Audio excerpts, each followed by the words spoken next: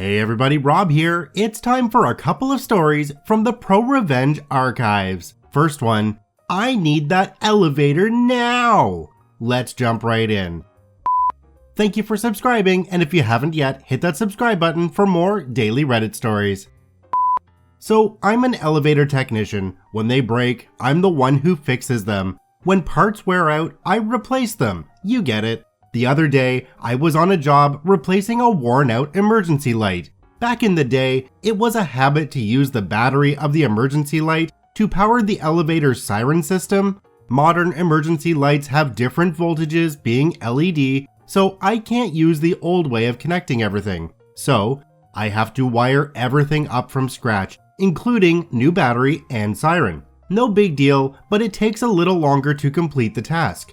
Note that this is a 3-stop elevator, ground floor, first and second. I start with hanging up all my out of order signs and start working on the ground floor. 5 minutes in, just disassembled the old piece, the story begins. In comes the entitled woman, mid-40s, can walk perfectly fine, carrying one barely filled grocery bag. Excuse me, is the elevator broken again? Not exactly, ma'am. I'm changing this, showing her the new emergency light, because the old one wasn't working anymore. This will probably take about an hour to complete. At this point, her daughter walks in. How am I supposed to get my groceries upstairs? Getting annoyed, I look at her bag and give her the "are you effing kidding me" look. Mom, seriously, take the stairs, it's 2 floors. Clearly annoyed. No, I pay for this elevator and I need it now. I'm going up and takes the stairs. How long is this going to take? Like I said, ma'am, about an hour. The woman then sits her ass down on a bench in the hallway waiting for me to finish. Really? Oh well, I do my thing in the cabin, not hurrying at all. Mount the new E-light to the ceiling and pack my things to go 1 floor up to start the wiring on top of the cabin. You done yet? No, ma'am. I still have to wire things up on top of the elevator. No, I can see you're done. You're packing your things. Yes, I have to take my bag 1 floor up so I can start on the wiring. Can't I use it now? No, ma'am, you can't.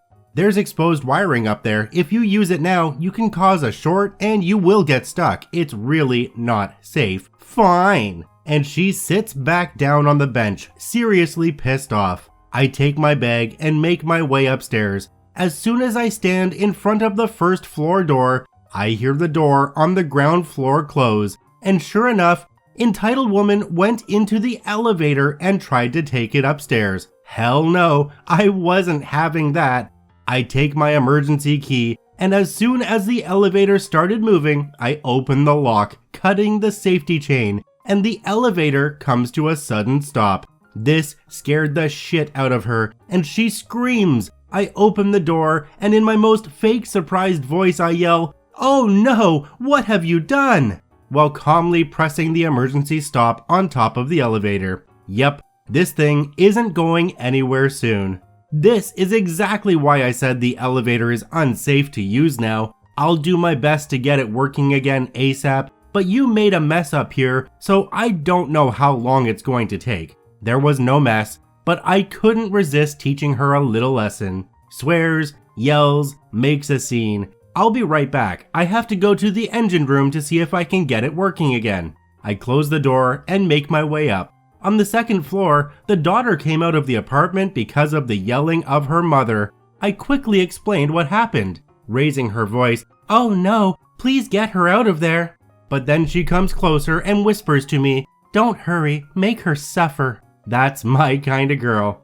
Music to my ears. I smile, give her a thumbs up, and make my way up to the engine room. I call my supervisor to explain the situation in case she files a complaint. In the engine room, I start playing around with the fuses, putting her in the dark because, yeah, I haven't connected the E-light yet. I play with her for about half an hour before I turn off the emergency stop I activated. The elevator synchronizes to the lowest floor, and I wait for the doors to open. Please, don't ever do that again. White as a sheet and shaking. No, I won't. And she takes the stairs and goes inside. I never heard from her again.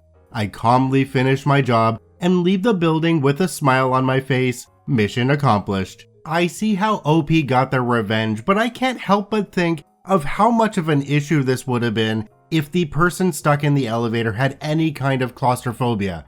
Although, they might not have used the elevator in the first place if that was the case. I'd love to hear your guys' comments down below on this one. On to our next story. Well, you were warned not to park there. Let's jump right in. This story happened about 15 years ago, give or take. At the time, I worked for a small industrial railroad in my city that served about 20 different industries along the docks. To get to the docks from the yard where I would pick up the inbound deliveries to the industry's cars, we had a mile of street trackage that ran right down the middle of a small street. Numerous bars lined the street on one side, with the river on the other side. Because of city regulations, we were only allowed to operate along that span of track between specific hours, typically 11 at night to about 5 in the morning.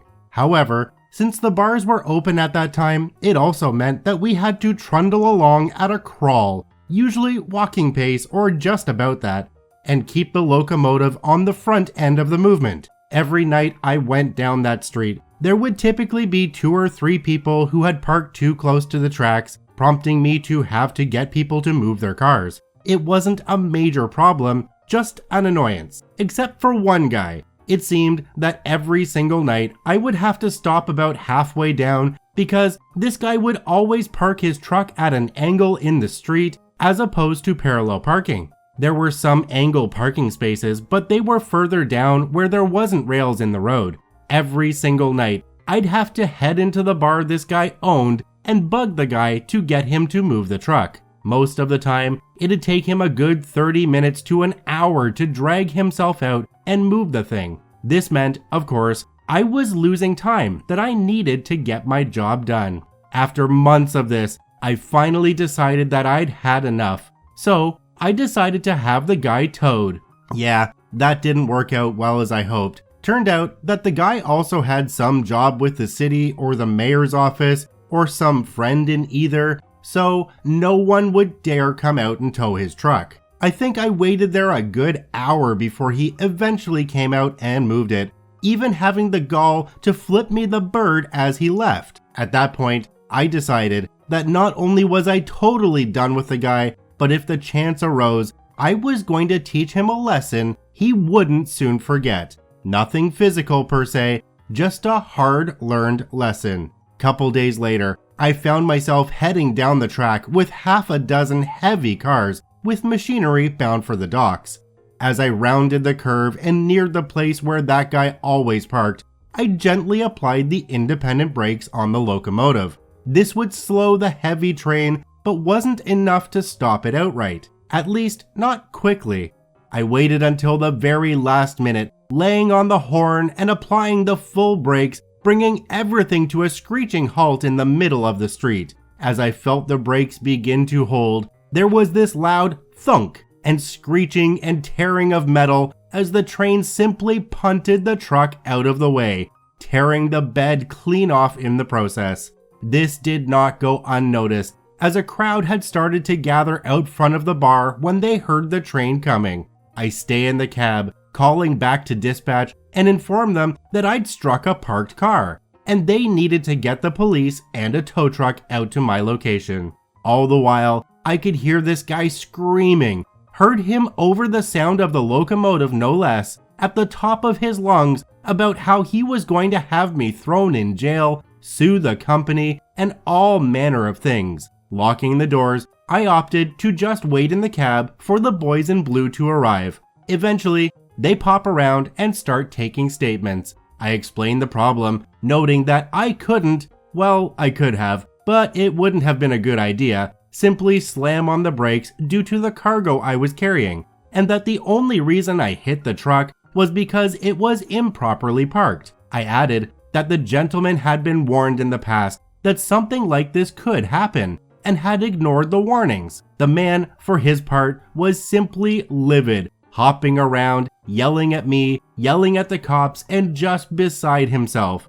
In the end, he was ticketed for his bad parking, obstructing the passage of a train, and his truck was totaled. and he ended up on the hook for paying for it. Truck was brand new and not yet paid off, or so I was told. It took about 2 hours to clean up the mess, and I was, per company rules, suspended for a week during the company investigation. But honestly, it was worth it. Didn't have any problems with him from that point forward either. In the comments, OP was asked whether he was suspended with or without pay, and he said with pay. It's a union job. So he got a week paid vacation without having to use any personal or sick days, and he got to put a butthole in his place by destroying his truck. Awesome. I want to thank both OPs for posting their stories to the ProRevenge subreddit. You can visit them at the links in the description below. Please go there and give them an upvote. Once again, this is Rob from Karma Comment Chameleon saying thanks for watching. If you enjoyed the video, please hit that subscribe button, drop a like, and share it with your friends. And we'll see you in the next one.